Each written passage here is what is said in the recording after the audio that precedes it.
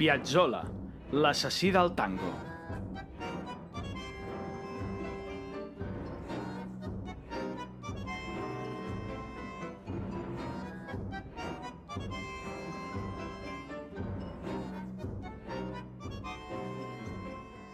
Aquest és Astor Piazzolla, compositor i bandoneonista argentí que va néixer al març de 1921, fa justament 100 anys. Ell serà el protagonista d'aquesta audició virtual.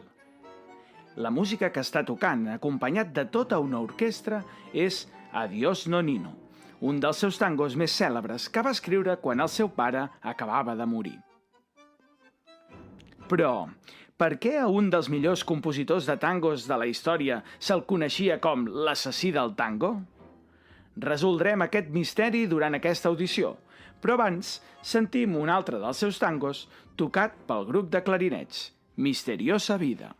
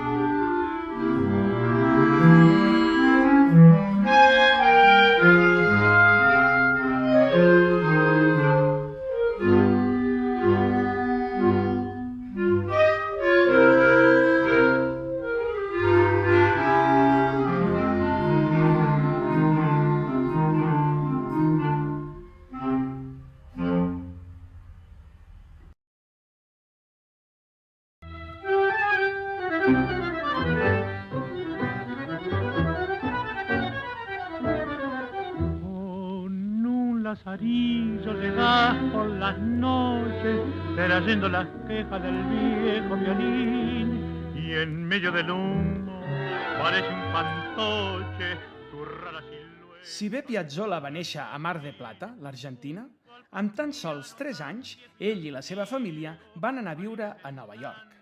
Allà, el seu pare li va comprar el primer bandoneon i li va ensenyar a estimar la música popular del seu país, el tango. Però a Nova York, Piazzolla també va nutrir-se de músiques d'arreu, com el jazz o la música clàssica que arribava d'Europa. Les seves primeres feines com a músic professional van ser a l'Argentina, quan ja tenia 17 o 18 anys. acompanyant els cantants de tango més populars, com aquest que sentiu, Francisco Florentino. Oiga la voz de tu instrumento, cuando dejes tu hueso debajo de un portal, los bardos Però jubilados. Piazzolla no estava del tot satisfet amb aquella música que sempre era igual. Ell volia anar més enllà.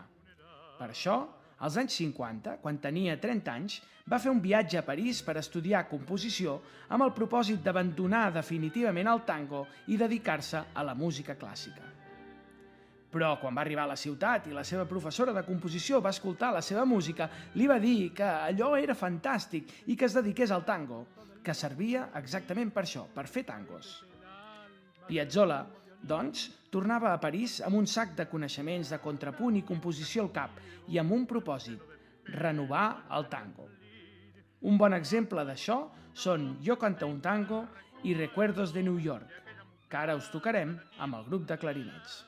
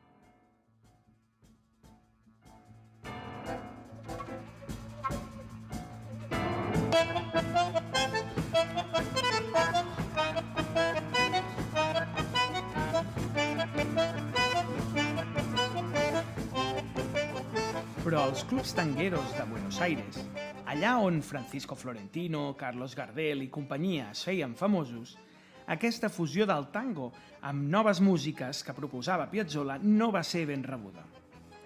Veien en ell un jove que tornava fet un milhomes de París, disposat a carregar-se tota la tradició i, de passada, deixar-los a ells sense negoci. Per això, entre els cercles més tradicionals, el van començar a anomenar l'assassí del tango.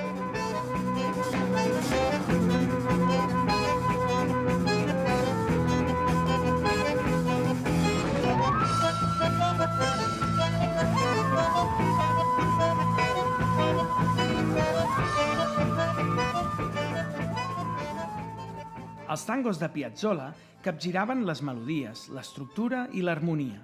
La seva música es fusionava amb el jazz i amb personatges peluts com aquests que veieu al vídeo i filtrejava amb la música clàssica i les orquestres, com hem vist abans. Revolució?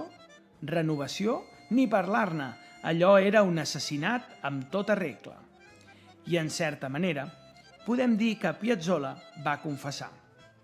Escolteu, si no, las seves paraules. Sí, es cierto, soy un enemigo del tango, pero del tango como ellos lo entienden. Ellos siguen creyendo en el compadrito, yo no. Creen en el farolito, yo no. Si todo ha cambiado, también debe cambiar la música de Buenos Aires. Somos muchos los que queremos cambiar el tango, pero estos señores que me atacan no lo entienden, ni lo van a entender jamás. Yo voy a seguir adelante, a pesar de ellos. I heus aquí la resposta al misteri. Piazzolla, potser el més gran dels compositors de tango que mai ha existit, acusat d'assassinar la seva pròpia música per culpa de tangos com aquest que ens servirà per tancar aquesta petita audició d'homenatge. Buenos Aires, hora cero. Moltes gràcies a tots, salut i tangos!